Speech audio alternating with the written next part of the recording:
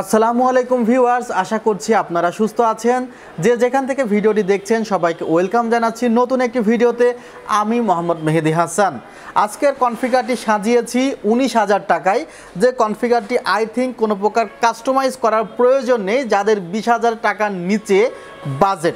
শুধুমাত্র আপনারা ক্যাসিংটা 19-20 করতে পারেন। এছাড়া যে কম্পোনেন্টগুলো এখানে চুজ করা হয়েছে আই থিঙ্ক কম্পোনেন্টগুলো বাজেট অনুসারে বেস্ট একটি কনফিগারেশন হবে। আর আপনারা যদি মনে করেন এর চেয়েও ভালো কনফিগারেশন 19,000 টাকার মধ্যে পাওয়া যেত তাহলে অবশ্যই আপনারা কমেন্টে জানাবেন। আর একটি কথা বলতে চাই, যারা আসলে ফ্রিল্যান্সিং করতে চান, বর্তমান সময়ে ফ্রিল্যান্সিং করতে গেলে কি কি প্রয়োজন হয় সেগুলো অবশ্যই আগেভাগে জেনে নিতে হবে। যে আমি ফ্রিল্যান্সিং ক্যারিয়ার গঠন করতে চাচ্ছি, পরিকল্পনা করতে চাচ্ছি যে ফ্রিল্যান্সিং করব, সেক্ষেত্রে আমার কি কি যোগ্যতা থাকতে হবে। আর ফ্রিল্যান্সিং কিন্তু একটি হিউজ বড় সেক্টর। এখানে কিন্তু আপনি আপনার মতো কাজ করতে পারবেন। কেউ যদি কন্টেন্ট ক্রিয়েট করতে পারে, অর্থাৎ ইউটিউবে ভিডিও করে, সেটির মাধ্যমে কিন্তু উপার্জন করতে পারে। কেউ এসইও ভালো করতে পারে, সেটির মাধ্যমে ইনকাম করতে পারে। কেউ দেখা যায় ফেসবুক মার্কেটিং করে বা ডিজিটাল মার্কেটিং করে, সেটির মাধ্যমে অর্থ উপার্জন করতে পারে। এগুলো দেশেই সম্ভব। গ্রাফিক্স ডিজাইনের মাধ্যমে করা সম্ভব। আগে দেখা যেত সার্চ দিলে 2-1টা ওয়েবসাইট পাওয়া যেত, কিন্তু এখন অনলাইনে বিজনেস করছে অনেক প্রতিষ্ঠান। সো তাদের গ্রাফিক্স ডিজাইনার দরকার। সো বাংলাদেশে কিন্তু গ্রাফিক্স ডিজাইনারদের কিন্তু হিউজ পরিমাণে চাহিদা আছে। আবার কন্টেন্ট যারা লিখে, দেখা যায় অনেক প্রোডাক্ট কীভাবে তারা বিজ্ঞাপন দিবে, এই কন্টেন্টগুলো যারা টাইপ করে বা লিখে বা কনসেপ্টগুলো যারা ক্রিয়েট করে, তাদেরও কিন্তু হিউজ পরিমাণে ডিমান্ড আছে। এগুলো গেল দেশের মার্কেটে। এছাড়া দেশের বাইরের মার্কেটেও কিন্তু আমাদের দেশের ছেলেদের হিউজ পরিমাণে অপরচুনিটি আছে। যেমন কেউ যদি ইংলিশটি ভালো পারে এবং সে গ্রাফিক্স ডিজাইন বা এই টাইপের কাজগুলো ভালো পারে, সে কিন্তু বাংলাদেশের বাইরে থেকে হিউজ পরিমাণে রেভিনিউ আনতে পারে। আবার দেখা যায় যে যারা আরবি লাইনে পড়াশোনা করছে, আগে একটি বিষয় ছিল, আমি তো গ্রাম থেকে উঠে এসেছি, সেখানে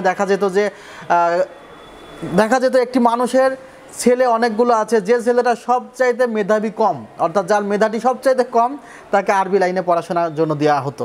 যে আল্লাহ, একে দিয়ে তার কোনো কাজ হলো না, তাহলে তুমি আরবি লাইনে পড়াশোনা করো, মসজিদের ইমামতি করো বা মুয়াজ্জিন করো, এইভাবে তোমার সংসারটা চলে যাবে।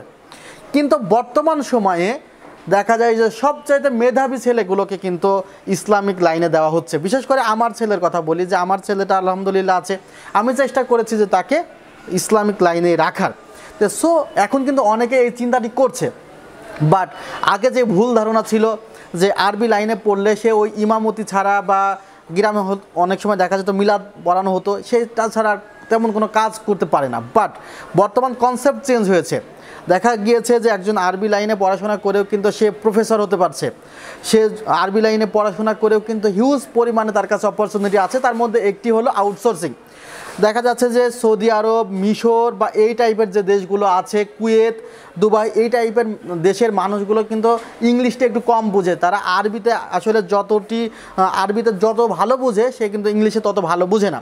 সো যারা আসলে আরবি লাইনে পড়াশোনা করছেন, আরবিতে একটু ভালো বলতে পারেন বা আরবিতে অন্তত আপনার কাজগুলোকে এক্সপ্লেন করতে পারেন, তারা কিন্তু ভালো পরিমাণে সুযোগ পাবে যারা সৌদি আরব বা এই টাইপের দেশগুলো থেকে রেভিনিউ আনার। সো আপনাদের কাছে কিন্তু হিউজ অপরচুনিটি আছে। সেক্ষেত্রে তো একটি ডেস্কটপ কম্পিউটার লাগবেই।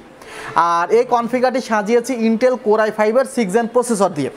আসলে এই কনফিগারেশনে আমি 8GB র্যাম রেখেছি এবং 256GB টিমের T-Force-এর ভালকান জেড SSD রেখেছি। এখানে 256GBর জায়গায় 128GB রাখলে কিছুটা বাজেট কমতো, 8GBর জায়গায় 4GB রাখলেও বাজেট কমতো। বাট আপনার দিন শেষে গ্রাফিক্স ডিজাইন বা এই রিলেটেড কাজের জন্য কিন্তু 8GB র্যাম লাগবেই। আবার আপনি 128GB দিয়ে যদি আপনার সিস্টেমটি রান করেন, তাহলে হয়তো 1-2 মাস পরে যে আপনি বাড়তি যে স্টোরেজের সেটির চাহিদা অবশ্যই ফিল করবেন।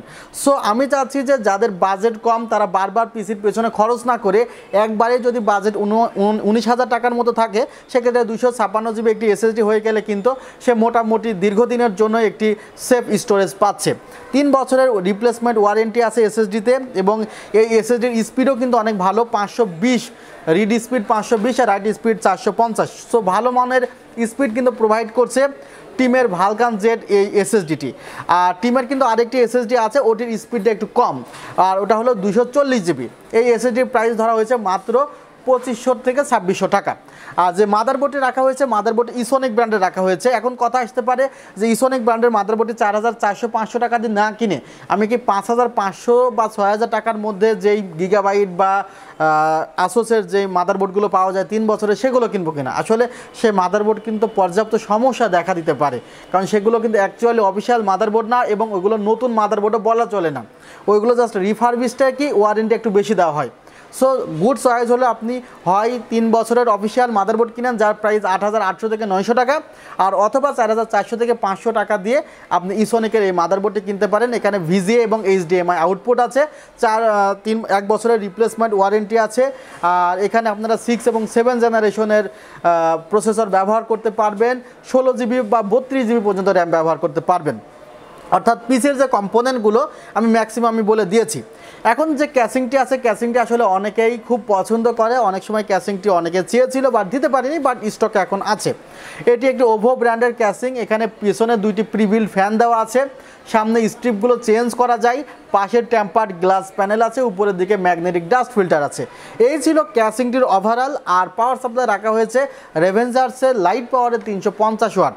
টোটাল কনফিগারটি সাজিয়েছি 19,000 টাকায়। এই অফারটি চলবে আমাদের সেলটেক অবস্থিত New Elephant Road Subastu Orchid ICT ভবন 7th ফ্লোর 703 থেকে 40।